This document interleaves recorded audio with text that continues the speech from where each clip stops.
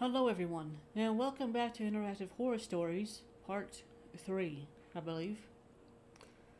In the first part, we done the doll and after funeral.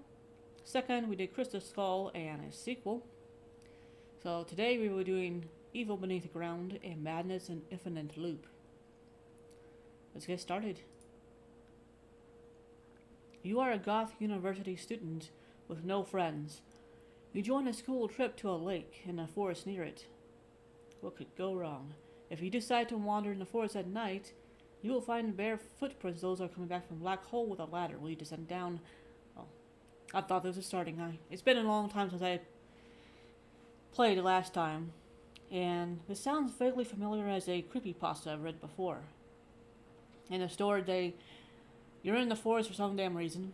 You find this ladder. It leads down to a deep hole, and you wander these sewers or underground or something. You find this mysterious person, and I forget what happened after that.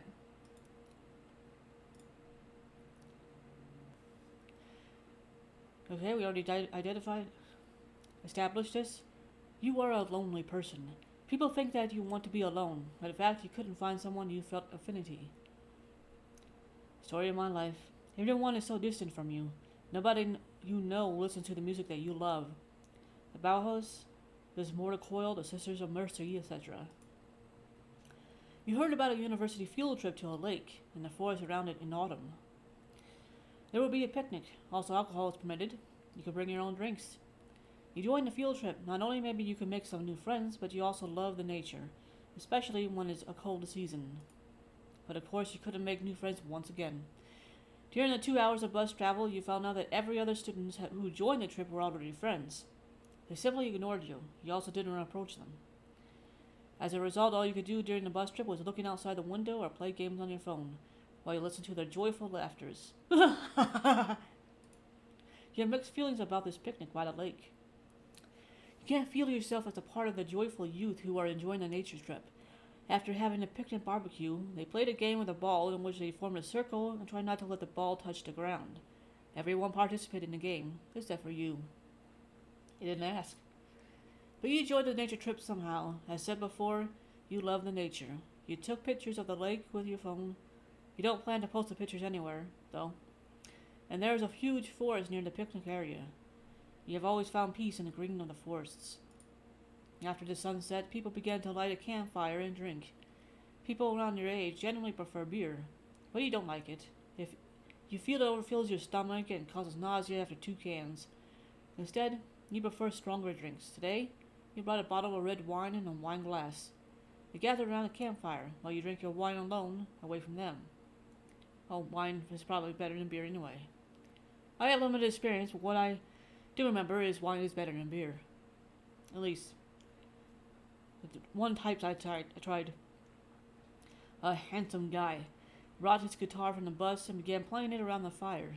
While you have finished your second glass of wine, campfire and moon illuminate the darkness. Sun already has set. There are about 5 hours for the picnic to end. You will be going back to the city with buses. He's playing a calming song. You might join the group. But you also feel a strong urge to have a walk in a dark forest. Walking in dark forest is always great. Join the group. Go to the forest. Yeah, let's go to the forest. You stand up and wander away from the picnic. You feel the call of the forest, so you walk along the path into the forest. The trees are high and still green. Maybe they stay green all seasons. You don't know, your field is not biology. The soil is wet and muddy. It must have rained before your group arrived at the lake. You leave footprints on the soil as you walk. There are no clouds in the sky. Full moon and stars illuminate the forest. But that's not enough for your eyes. You turn on the flashlight of your phone. There is an ad for it too. What the hell was this written? You can't clearly see, but notice rabbits in the distance. Naturally, they run from you as they notice your presence, even they don't want to be your friend. You begin to think that you might have gone too far away from the picnic, but there is nothing interesting in the picnic area. You somehow feel like the darkness of the forest is your friend. Only friend. Let's continue on the path. You continue on the forest path. After a few minutes, you notice footprints on the soil. They seem to belong to a human with bare, big feet. Probably a man. The prince crossed the path. Follow him, follow his route back there. What? You say cross the path, I mean they're going in a different direction in the path. Okay, hopefully this leads to me wherever I'm going. You decide to go to the place where he comes from. Okay. After a long walk, you find yourself at a hole. There is a lid and a long rope near it. The man clearly comes from the hole. His footprints prove it. When you hold your phone's light into the black hole, you see that there is a ladder inside the hole. You can't see the end of the hole from your position. As a curious and drunk boy, you feel a strong urge to descend. As you need to use both your hands to climb down, you put your phone into your jeans' pockets. Turning off the light, you start climbing down. After a few seconds, moon and stars above no longer illuminate what you see. You are in pitch black, and the ladder still continues. Finally, your feet touch the ground. You are so distant from the forest that you can't see the entrance of the hole from where you are. You carefully get on your 2 feet. You can see nothing yet. The place where you are is made of concrete. There's a long corridor in front of you. It is narrow, about 1 meter wide. It's not very high. There are only a few centimeters between your head and the ceiling of the corridor. You smell a terrible odor. It's a mixture of feces and something you can't understand. Probably blood. There are 3 doorless holes along the concrete corridor, making 3 rooms to discover. The first room has an empty wooden coffin. A mirror hangs on the concrete wall. A bloodied razor and a black whip stand in front of the mirror. How do you find this next room? In the mirror you see your reflection and the terror on your face.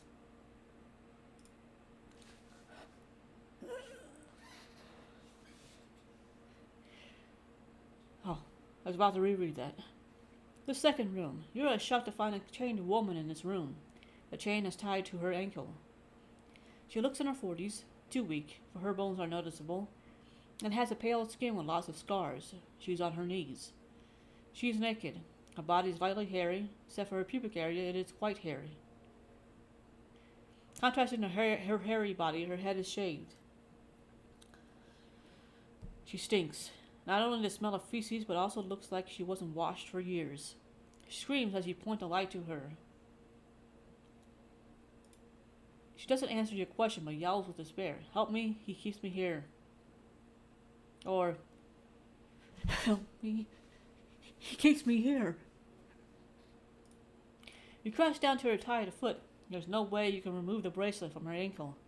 You also notice that her pinky toe is missing. What happened to your toe? Yes, let's ask questions first. You made me eat it. You try to leave the room, but something you don't understand happens. At the exit of the room, you hit something that wasn't visible in front of you.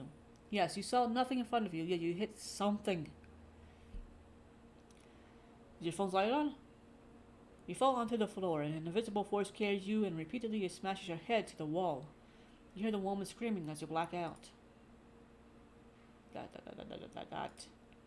When you wake up, you find yourself lying on the concrete floor in pitch darkness. By the smell, you understand that you are in the same place. Whoever is keeping you captive, he stripped you from all clothes. You're naked and cold.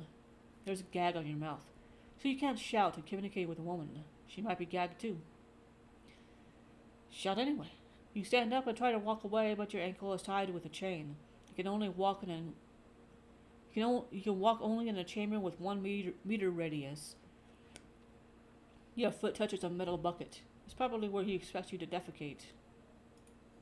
You lose all sense of time coming here. Here. You wait for an unmeasurable time for something to happen.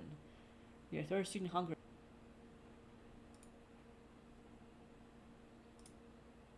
Oh crap. Ah! I thought right click and go back. Okay, I think I may have skipped 1 or 2 screens. My game crashed.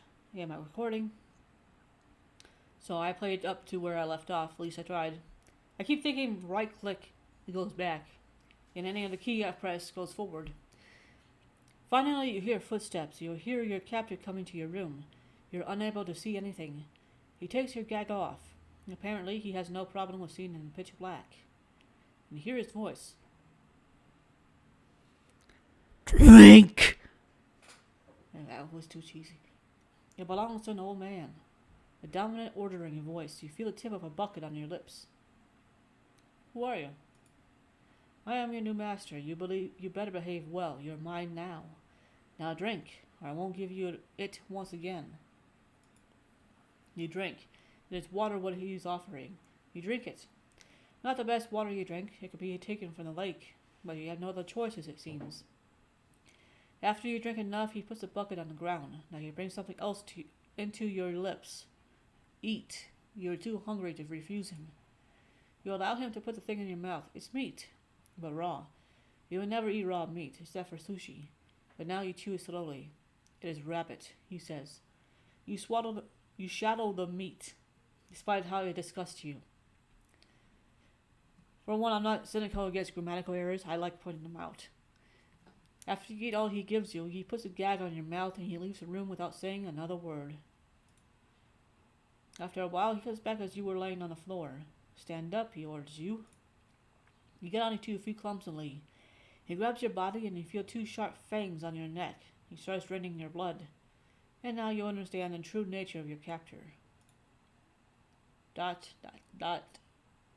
And whose legs are these? You have no idea how long you have been a prisoner here. You're most likely alone in the room, doing nothing with a gag on your mouth. He occasionally comes back to feed you, and himself. Sometimes you hear loud sounds from the other room. He tortures the woman. She screams and begs him to stop, but he doesn't. You hear a whip hit the naked flesh of the woman. But for some reason he doesn't harm you, only the woman.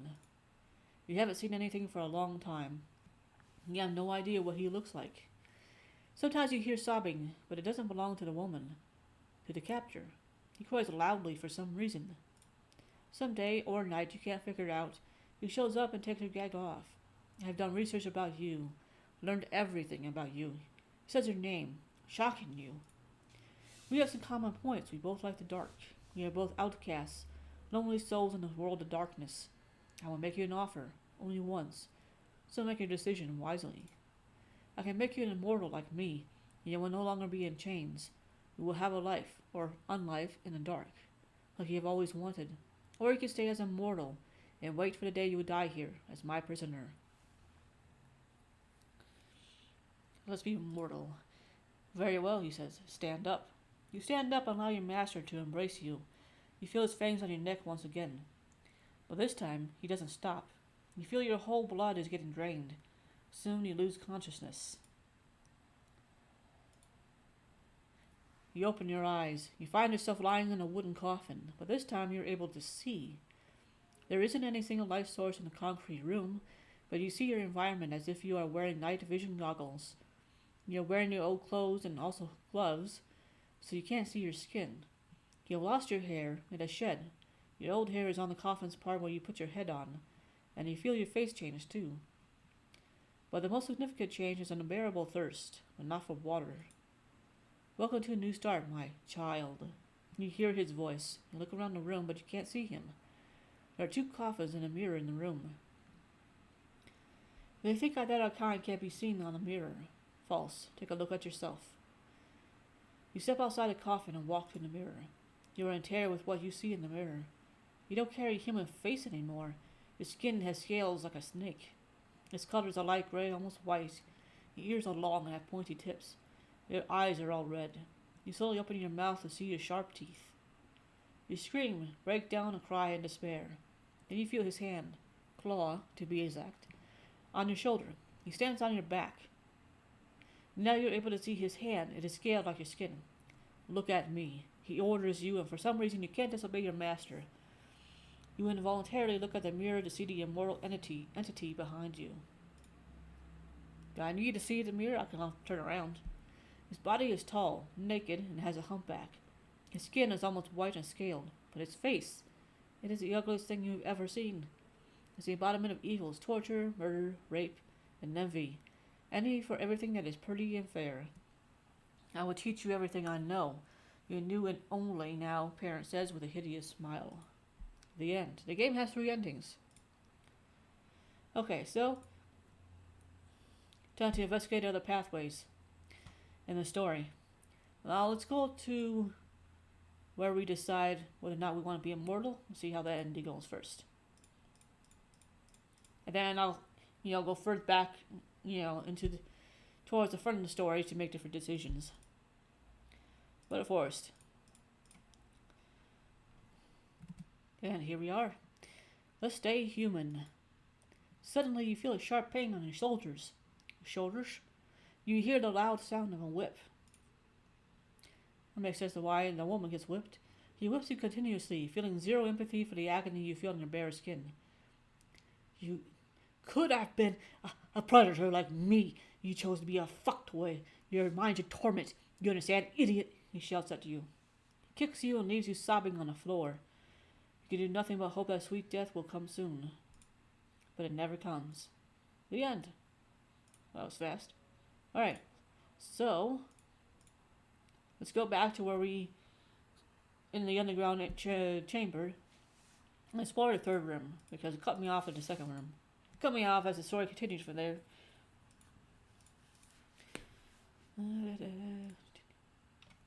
Okay, here we are. Third room. You see a chain tied to the wall. It's a bracelet at its end. There are 2 metal buckets. They are both empty. You notice a metal key on the floor. Take key. I might use this to help the woman escape. The place where you are is made of concrete. Oh.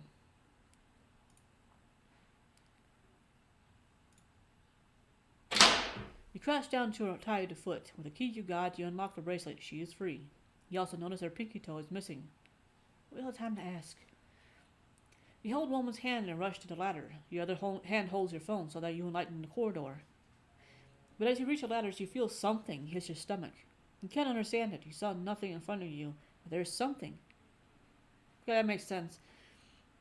Like later in the game, when you decide to become immortal, your character, your master has you look through the mirror to see him, because perhaps he's actually invisible, which explains why, even if you did turn around, you wouldn't see him. You haven't seen him before. Your phone falls to the ground. You can't see anything. The woman screams, "Oh no, he came." You feel something grabs you and smashes your head into the concrete wall so you black out. Okay, so she was recaptured. Okay. So let's go to where we find the underground chamber and then escape. Right away.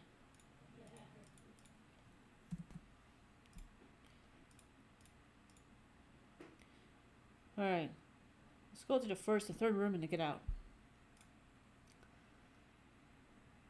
Okay, the first room must be where the first ending we achieved occurred. Where it occurred. Take the key and climb up. You climb up and go back to the picnic. You tell the other students about the underground base, but they don't take you seriously. You also call the police and tell what you see. They say that they will investigate the forest and hang up on you. Nothing interesting happens in the rest of the day. You finish your bottle of wine and can't make any friends as usual. When time comes, you get on the bus and go back to the city. Yes, it's a lame ending, but the best one. But at least you are still alive and human. The end. And I made an achievement. Alright, so that was the third ending, so let's go down and explore other avenues. Okay, I want to follow the person's footprints. And in the path, follow him. You follow the footprints on the soil. They keep changing directions. You find yourself at an elevation and the prints stop here. Whoever was walking, he didn't leave prints those you could follow anymore. He might have gone anywhere. So he didn't follow a single direction. Okay. Nothing interesting happened the rest of the day. Yes, we will. Alright, join the group. You approach the group. The 2 girls notice you. They open a space for you to sit between them. One of them is blonde, the other has a long black hair. They wear colorful clothes, contrasting with their black outfit. I think I do remember reading a creepypasta just like this. I might be completely wrong, but these might be vampires themselves, or one of them. How are you? One girl says, we're fine. They neither say anything else nor ask how you are. What the fuck do I care? What are your names? The one with black hair says, we have boyfriends. Then why'd you let me sit between you? I only asked for names. You're trying so hard, aren't you? The boss says enough. Fuck you. I've tried to be nice. Leave them. They don't like what you say, but they don't react either. They keep sipping their beers as you leave them. Yeah. They're not classy enough to have wine. You can stay with the other students or go to the forest. Let's stay. Nothing interesting happens. Alright. Now when it comes to text-based games that are like the browser version, such a we actually have to type in. Like, I love how, finding all avenues of the story and everything. And this game of Steam interactive horror stories, it's actually pretty simple and quick. Join the group. Don't talk to them. I'll stay. You're alive and human. Okay. Alrighty. Now for oh, I forgot there's actually 3 here. Okay, the second to last one in this video. Madness and Infinite Loop. Yeah, surely make our alternative endings go haywire. So many. Okay, so skip that part. You wake up in your bed. You wish you were dead. In fact, you should have been dead. You committed suicide lots of times before. But no, there is no afterlife for you. Oh, we live the same day. Not only do you hate your never-ending day, but also yourself. So it's like a Groundhog Day kind of time loop here. You have an obligation to go to work. You hate your job, a small cubicle in a cold office. Maybe you do something crazy today and spend a day at home. Or kill yourself? Apparently killing yourself didn't do anything, so also try something new.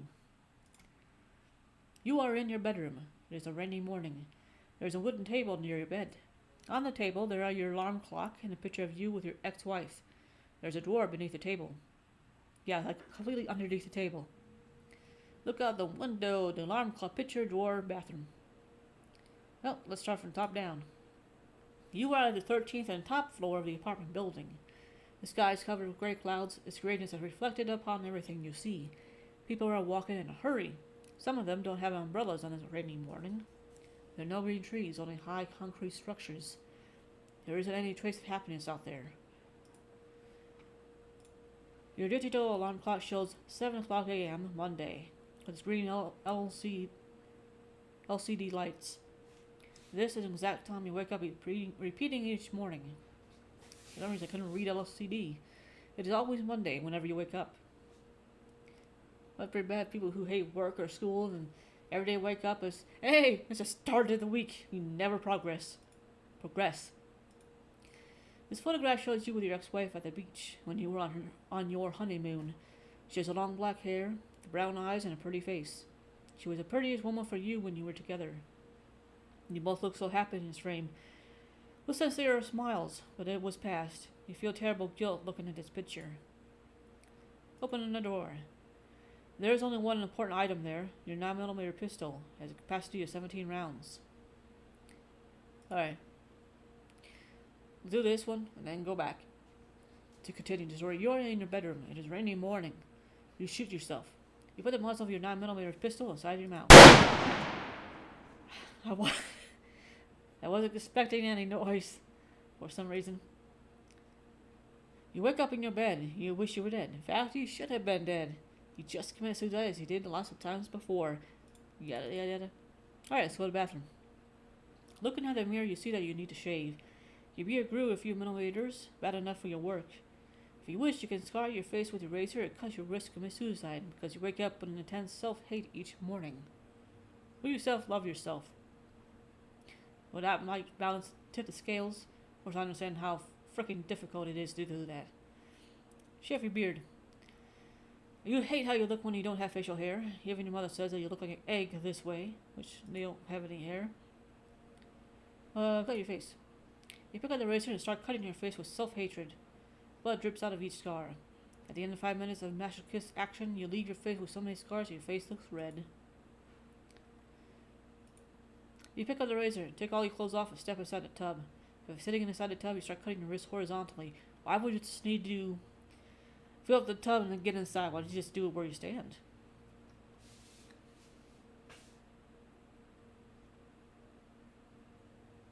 That may be, Soon, you start to lose consciousness alongside with your blood. Bathtub is filled with your blood. Because you don't want to make a mess. What's that in the background?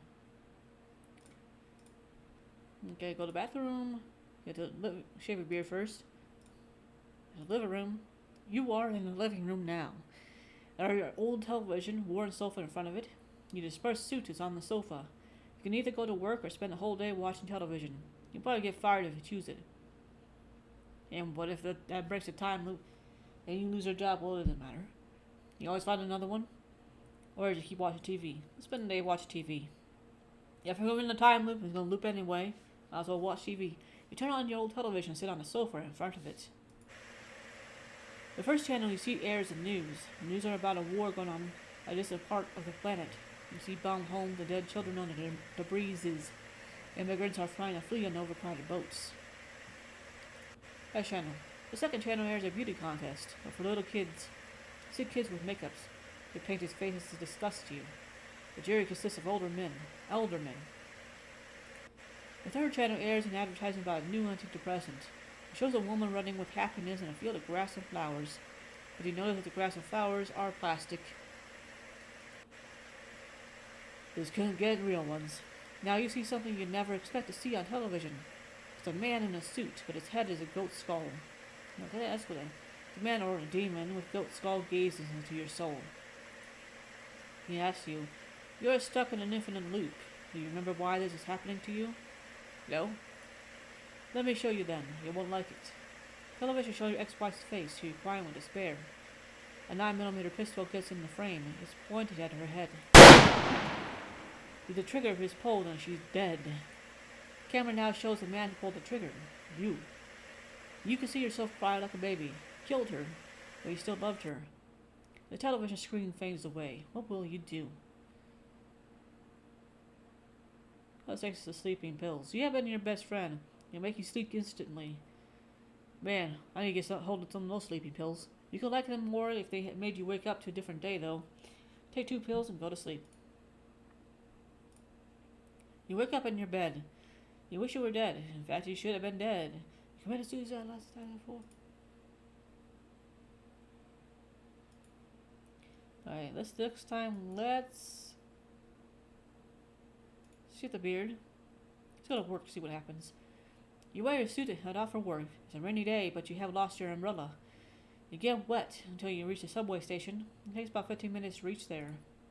While descending the stairs to the subway station, you pass by 2 teenagers smoking cigarettes. They are almost 13 years old. You overhear one of them say this, I watch TV to remember. You never wanted to have kids. They will probably be like those teenagers who began smoking at this early age. I took a sterilization operation a few years ago, but your wife didn't know about it. You are in a subway station. Nobody notices you, as you haven't done anything interesting like cutting your face. After waiting for 10 minutes, you see the approaching lights of the subway in the tunnel. I would say jump on the rails, but it's getting kind of mundane all the suicides we are offered to do. And it doesn't change the story any. After the train stops, you get in it with a crowd of commuters, and then it departs. After 15 minutes, you arrive at the ugly gray skyscraper that you call office building. Alright, well, I've got the coffee, I drunk that, got everything, my bag packed, my suit. Let's go to the office building. My shift lasts 8 hours. At the entrance of your office, at the 13th floor of the skyscraper, isn't our apartment also on the 13th floor? You see your boss. He is a man who hates most, an overweight bald man with a black mustache. You always wanted to murder him, but you always controlled your anger somehow. Because once you react in anger, you lose control of yourself. He stares at you.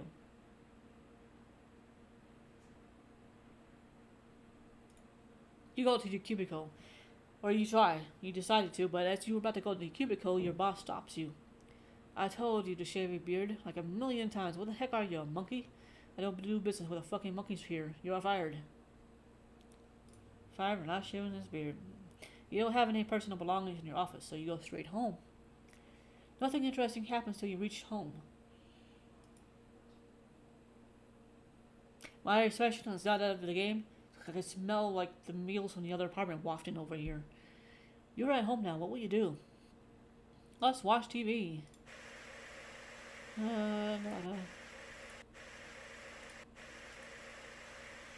Yes, I do.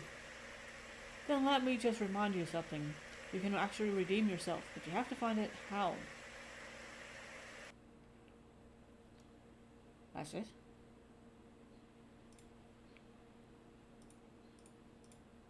Okay, this time let's shave our beard to see what happens. Let's go to office building.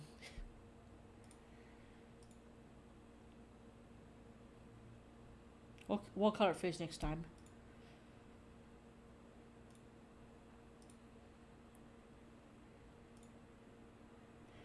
You get in front of the old computer. The monitor has a big tube that you hate. What?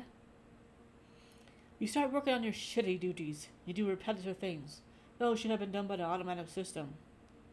Wait until 10 more years and you don't have to worry about it. Your only break is looking at the social media. It is actually forbidden in the office, but you found a back door. You see a picture of your friend of yours at the beach. He was with your ex-wife and her new boyfriend.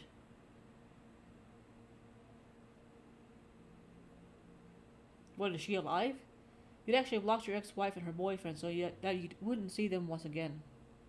It doesn't work if they are shown in another person's photo. The couple looks so happy together. She looks happier this time than she was with you. Nothing interesting happens during the rest of the day. You feel quite sleepy. You won't need sleeping pills now. You fall asleep and find yourself in a dream. You never had any dreams during the time you got stuck in a loop. In this dream, you find yourself at the entrance of your apartment with your suit on. It is nighttime. Apparently, you have just arrived home from the time of day in work. Or, you arrived home from the time of day at office building. No lights are turned on in the apartment, but candle lights are coming from your kitchen. And you hear the voice of your wife coming from the candle-lit kitchen. Honey, welcome. She's standing in the kitchen with a pretty smile on her face. She's wearing a red dress. Oh, is this when he kills her? 2 candles lit on the kitchen desk. 2 dishes of spaghetti bolognese, a bottle of wine are also on the desk. You are surprised because you had never seen her this alive since the infinite loop began. While you were able to say nothing, she holds her hands. I have great news to tell you. I'm pregnant. You remember that you had sterilization operation before without letting your wife know it. A tantrum is about to overwhelm you. The situation makes you unable to say anything. Just slap her. You slap your wife and she falls on the floor. Not her fault. You start crying and your vision gets blurry. The tension starts taking over your body and mind. You slowly lose consciousness, but still standing on your feet. I like how it gets me every time. You gain consciousness right after a loud gunshot. Your wife is on her knees, but now she falls back with the impact of the bullet shot into her head. The gun which killed her is held in your trembling hands. You loved your wife more than anything else in the world. Now you see her lying dead with a scattered brain and blood splattered on the whole kitchen. You wake up in your bed. You wish you were dead. In fact, you should have been dead. You've been since I lost the times before. Alright, we cut her face. She's in the living room. Let's go to office building.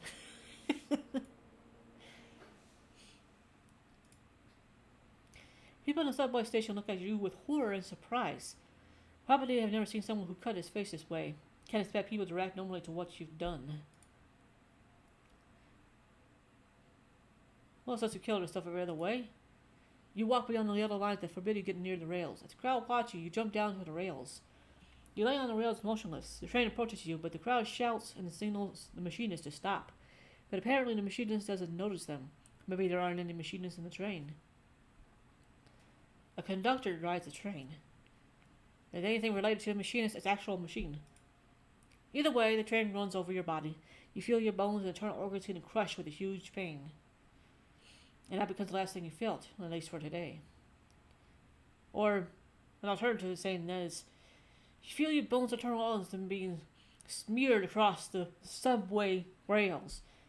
And you feel your skull get crushed, and the last thing you remember is a huge pain. Okay, I need more practice. You wake up in your bed. You wish you were dead. In fact, you should have been dead. You committed suicide lots of times before. Alright, we cut her face again, so let's go to office building.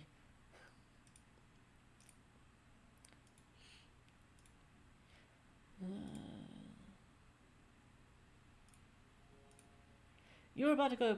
Whatever the fuck have you done to your face? I knew you were a sick fuck, but it's too much. Fuck off. I don't want you in my fucking office anymore. You're fucking fired. Turn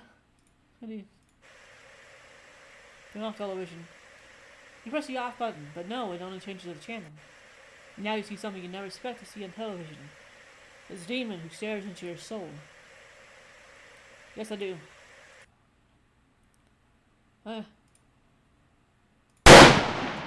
It didn't get me that time. This happens too much. Go to the bathroom.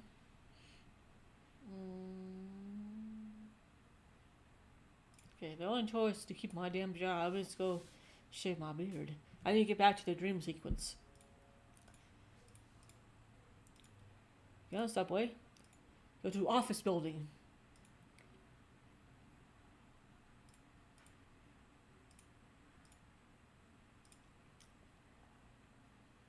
What is it, honey? I am pregnant. You remember that you had a sterile... The situation makes you unable to say anything. Try to get calm. Sit on the chair, trembling with anger. Darling, what's wrong? Oh, she said that. Darling, what is wrong? She puts her palm on your face. Here, darling. She is shocked to hear your accusation. What? No, I have never done this. But you think so? She listened to you carefully to explain to her how you got an operation that makes you unable to become a father. Is that why he thinks she cheated on him? I mean, the sterilization procedures are like 99% effective, but there's still a small chance that he'll still impregnate her. She defends herself, but I swear you're the only man.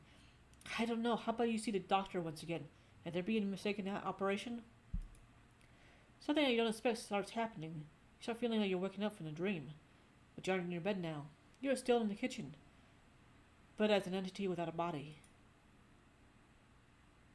It is impossible to say at which point you are in a three-dimensional space. Your presence covers all the kitchen and you see everything. You see the live bodies of two dead people, your wife and yourself. The gun is in your hand, pointed at your head. Is it possible I was dead the whole time?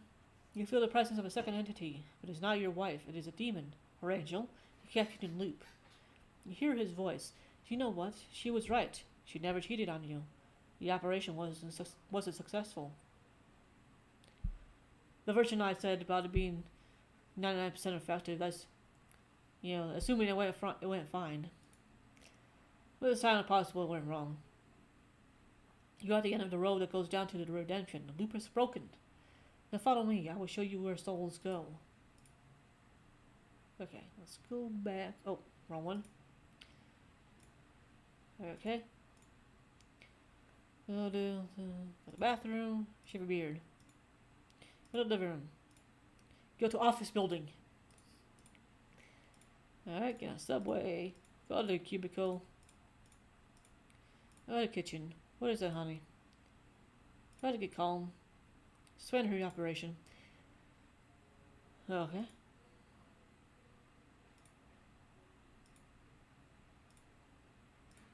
Oh, I guess that's all it. Now, for the final story. Ouija. Alright, let's skip that part. New Jersey, 1981. You are a single father. Your wife Linda passed away a year ago at childbirth. Your son's name is Mark. He's a cute baby with blue eyes that he got from his mother. As expected, you are in agony with the loss of your wife. Mark is the only thing that you hold on to, all that matters. You have been in love with Linda since the first time you saw her. She was so pretty. You want to be with her forever. It still surprises you to have such a charming woman to fall in love with you too. So you're using the Ouija board to contact her in the afterlife. But you may find something else. I have not played it so far. I'm just guessing where the story might lead. During Linda's pregnancy, you lost your job at some point without having debts. She supported you in every way she could. Not only was she Not only she was your wife, but also your best friend. You found another job after Mark was born and Linda died. But of course, it doesn't make you a happy man when you have lost your best friend and wife. Looking at Mark's blue eyes gives you all the strength to go on as a single father. You see the future in his eyes, and the past. The past when you were happy with your family, in spite of everything falling apart. You would lose everything if you lost Mark. Another reason what made Linda and Mark so significant is you lost your parents too. Basically, you have no family members left except your son. Nobody to consult for things that you need to talk with a family member. Linda's parents? You don't see those assholes anymore. They've done wrong to you and Linda. It is a foggy morning. You're taking a walk in an isolated green forest which is close to the suburb where you live. You can't see anything but fog beyond 5 meters. There is a single path, and you are walking it. You know that the path leads to a lake. You have been there countless times. There's nobody else you can see here in this forest. Somehow you feel that something awaits for you at the end of the path. You reach a lake and you encounter a woman who looks uncannily familiar, standing at the side of the lake. She's turning her back to you. You see that she has blonde hair and a black dress. So familiar. She slowly turns back and faces you with a smile on her beautiful face. She's nobody but Linda, completely alive. Did you miss me, darling? Is that you? Yes, it's me. All that we see or seen is but a dream within a dream. She holds her hands. By a Ouija board, I will talk you through that. You know what Ouija, pronounced Ouija or Ouija board is? There's a board with letters and numbers on it, and you use it to talk with spirits. Well, she doesn't seem to have any difficulty talking to him now.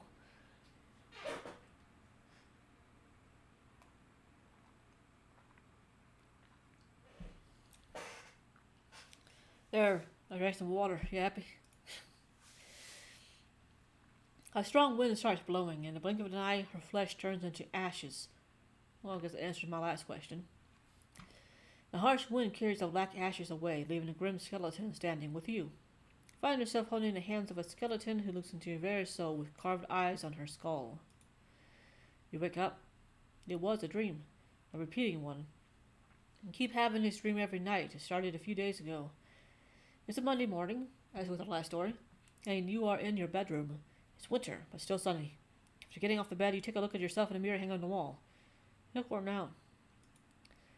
Check on Mark. Your house has 2 stories. The bedrooms are at the upper one. You walk into Mark's bedroom, which is next to yours, trying not to make a sound.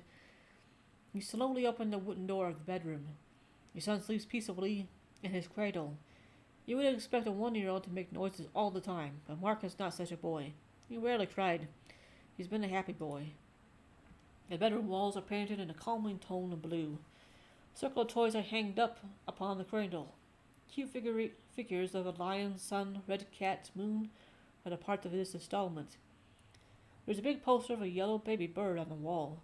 You change Mark's diapers, like you always do in the mornings. But after you complete changing the diapers, a doorbell rings. It's probably the caretaker, Isabella. She comes every morning at this hour. You go downstairs and open the door. Good morning, sir, says Isabella. She's a woman in her 20s with curly black hair and brown eyes. She steps into your house. Your daily routine starts with making the breakfast, while Isabella takes care of Mark. You go to work after breakfast, unless it's weekend. Isabella walks into the kitchen, opens the fridge, and picks up the formulated milk for babies without mothers. Isabella climbs up the stairs to take care of Mark. You're hungry, so you need to make breakfast. You like listening to music on the radio while making breakfast. Will you turn on the radio today? Sure, why not? Turn on the radio. They're playing a song Sunday from Boney M. You like that song. It kind of reminds you of the happy times you had with Linda. You make yourself an omelet and a hot cup of coffee as your daily routine. After you finish the breakfast, it's time to leave the house. You buy a Ouija board.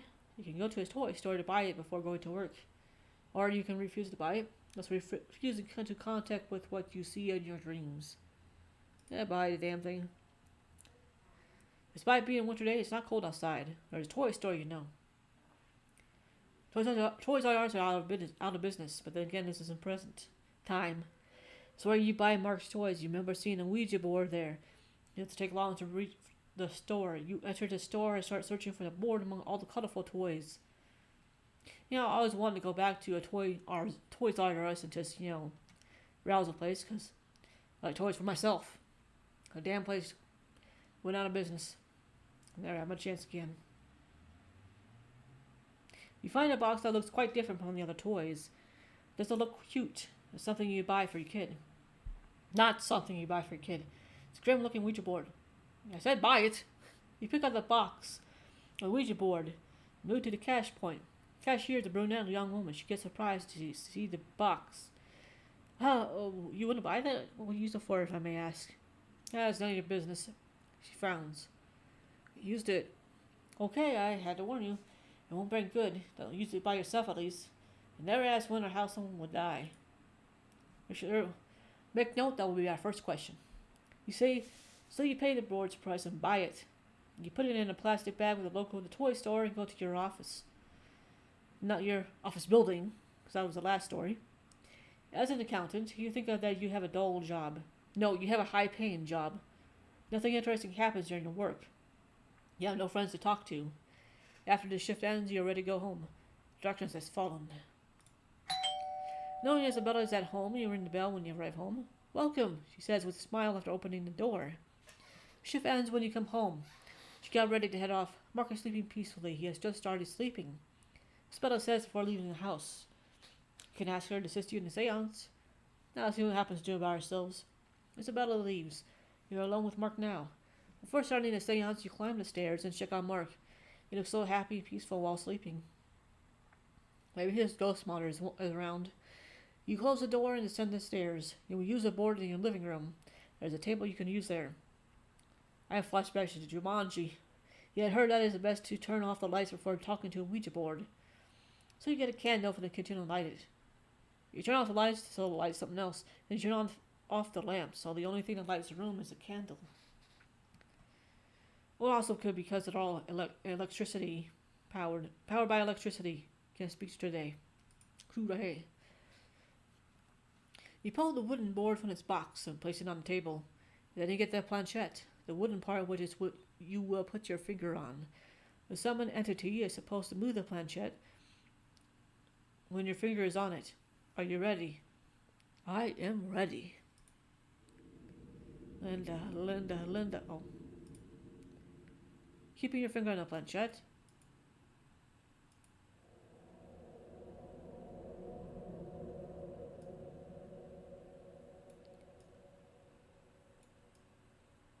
Oh. H.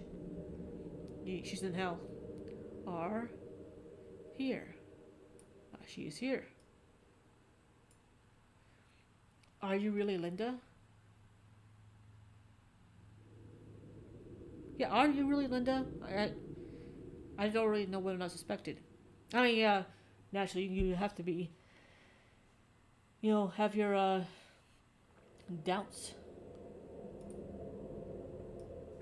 It's actually pretty neat. I like this whole version. Yes, says the demon. Will I bring up Markwell? No. You fucking liar. Are you watching us from there? No. Yes. That means you're in the room with me, which is not a good thing. What do you want to tell me? R.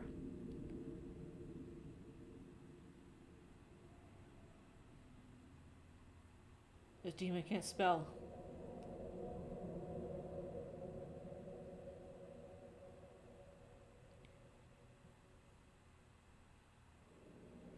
We're in Ricardol.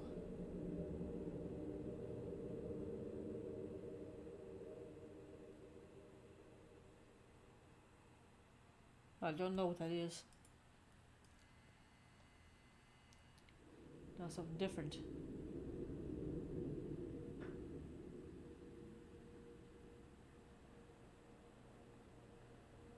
Huge. Alright, next page. Why did you return?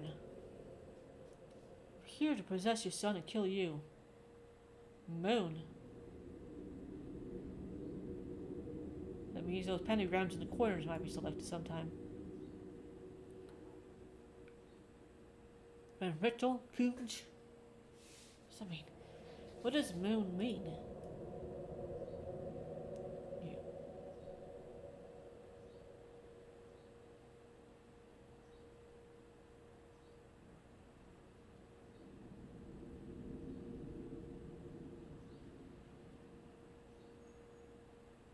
Is that your name? Damon? What do you want from me? More gibberish. Moon.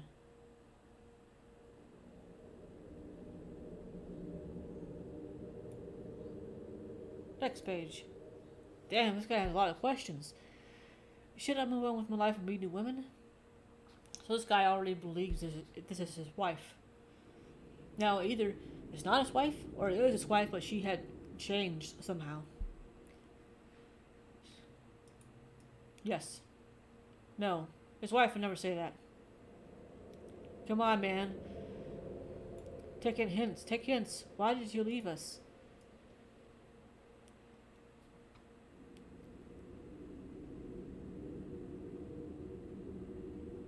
Okay, it looks like he's actually spelling a word this time. Did not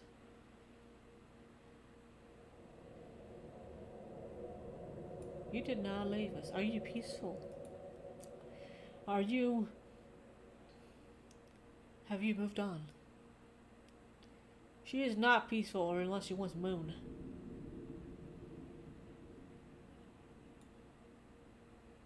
Why are you restless?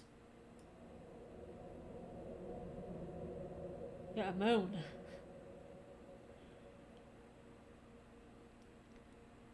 The thought I just had was, in these stories, in these universes where ghosts exist and everything, that the Ouija boards, hey, it's one way we can communicate, but maybe their communication limited with the Ouija board because not enough on the damn board. Next page. When did we get married? Okay, he's starting to suspect something.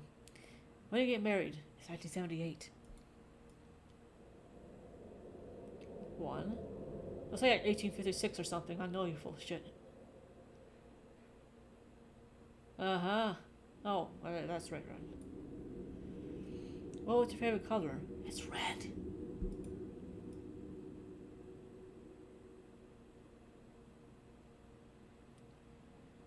need to ask us easy questions. When will we be together? When you die.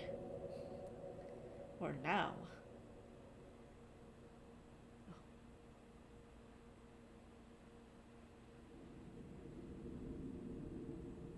Never.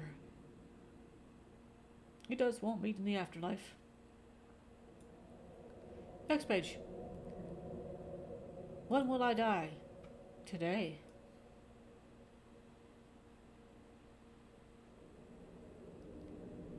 $5 years. You don't have to spell out years. You can do YRS.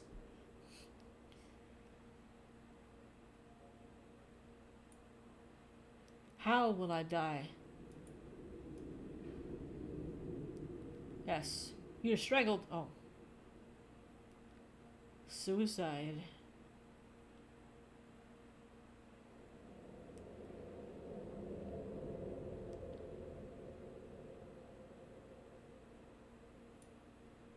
When will Mark die? Tomorrow.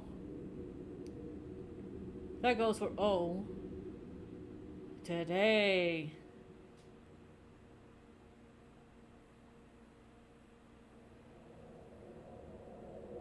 If they had a sandwich in that time period, that planchette moved from one side of the board to the other.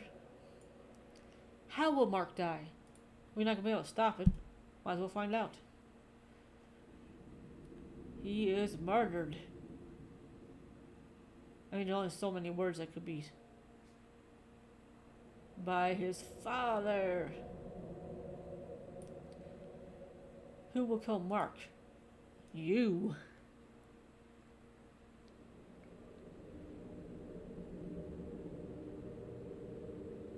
Me? Why will you kill Mark?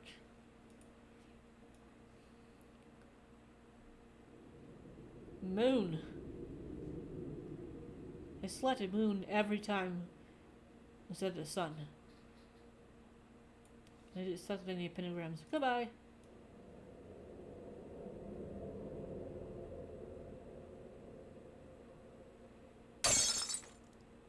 And the planchette throws itself and flies to the window of the living room, breaking it. You hear the radio in the kitchen starting to play. Something turned it on. It plays a sentence of a voice at last, laughter of a clown. Does it stop and you feel it's mocking you? You turn off the radio. Well, I'm in the living room, so do I need to spend my precious time walking from the living room to kitchen, turn off the radio, and then check Mark? I don't know now. As you climb the stairs, you hear Mark crying in his room. It's certainly not good. Open the door. You frantically try to open the door in Mark's room. It's locked. The door is not broken yet. You hear the muffled scream of Mark. Stop. The door is broken. You rush to Mark's cradle. His pillow covers his face. Apparently he was choked. Well, smothered. Mark shows no signs of life. He is dead. You cry in despair. You were warned not to use a Ouija board. Now you are alone with your remorse. Is it implying that if you didn't use a Ouija board, it wouldn't have happened? It sounds like this entity was going to do it anyways. Even if it couldn't get through to our main character here through Ouija board, they would have tried other means. Soon you call 911. Nobody believes that Mark was killed by a supernatural entity. You idiot. All the proofs show that Mark was killed by his father. You get arrested. Time flies fast, and nothing gets better. You get sentenced to life for killing your son. You'll spend the rest of your life alone in the cell. And that's how your psychological problems start. You find yourself thinking about morbid matters like the rotten corpse of Linda and Mark, and what Mark has seen while it choked him to death. Or how the Guardians would react if they find you have hung herself. Sometimes you start laughing hysterically, but there is nothing funny to laugh at. Sometimes you throw wild tantrums, screaming with anger between the four walls of your cell. Are you going mad? Or is it taking you over? There is no difference, honestly. No, there is, actually. During the 5th year of your imprisonment, you decide to end this dire suffering, and you succeed. The end. Now, there's something I have to say about this one, is that the interactive features of this one is actually has more than the other stories. I have not played the first 2 videos in a long time, so I may be a little wrong about this. But also, given how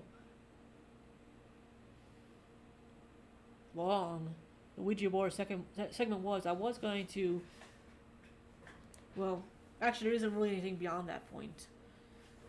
So I'd have to go back and investigate alternative forms of reality. Okay, so this time, how's that possible? Although we see or seem is but a dream within a dream. It's the same thing. Check out Mark. Open the door. Let's talk about dreams this time. Before Isabella leaves the kitchen, you tell her everything you see in these recurring dreams, and how Linda asks you to use a Ouija board to communicate with her. It's easy to see how surprised Isabella is. Sir, don't do that. It's too dangerous. You shouldn't mess with the dead. What's dead? Isabella climbs up the stairs to take care of Mark, yada yada. Let's make it without music. Okay, let's see. Let's buy the Ouija board this time. I'm going to have Isabella do it with us.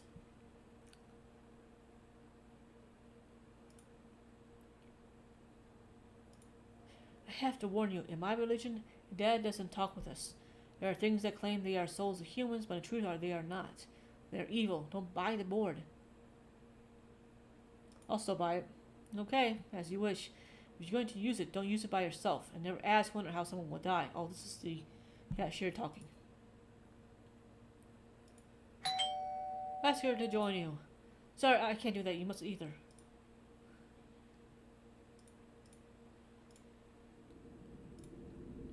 Alright. Oh my god, it doesn't let me. Oh shit.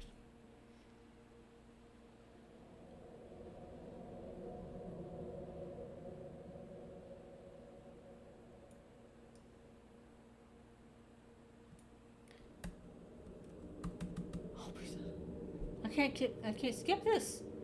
Next page. Next page. Next page. Next page. Goodbye. Oh! So you end the seance. The planchette stopped moving. You couldn't get any decent answers from the spirit. Was it even Linda's spirit? Can't be sure. The spirit doesn't show any physical activity after the seance in your house. At the mirrors, you feel something gaze upon you whenever you look at the mirrors in the bedroom and bathroom. You feel the presence watches you through the mirrors, and this presence is not benevolent. And you are not the only one feeling it. Mark always cries whenever you bring him near a mirror. He is scared by something he sees in a mirror, or senses. You had to remember the mirror from bedroom in order to be able to sleep. Apparently, buying the Ouija board wasn't a good idea. It opened a doorway for entities. But honestly, this is not a problem an exorcist can't solve. There are far worse things that could happen to you and Mark. The end. I wasn't expecting anything to happen. I was just skipping through it, trying to find a way to get back to this menu. Okay, let's see. Okay, we'll tell Isabella about it, but then we won't buy it.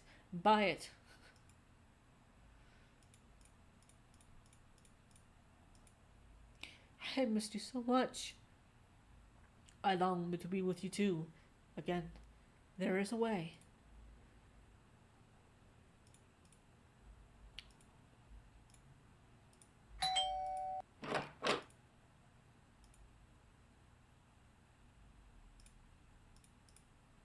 Don't buy it. So you say goodbye to Isabella and go to work without buying the Ouija board. Nothing interesting happens for the rest of the day. Your usual depressing, boring life continues. You can no longer see Linda in your dreams. Did she give up on you? Or what trespassed your dreams with something? Now your lovely wife's soul. You'll never know. Maybe it's best. The end. Yay! Well, I'm gonna end it there. I got pretty much dissected most of the story. So, these 7 stories that I've read through, these are not as in depth as some interactive fiction or choose your own adventure stories, but I bought it and I wanted to make a let's play of it. So there you go, and I will roll credits.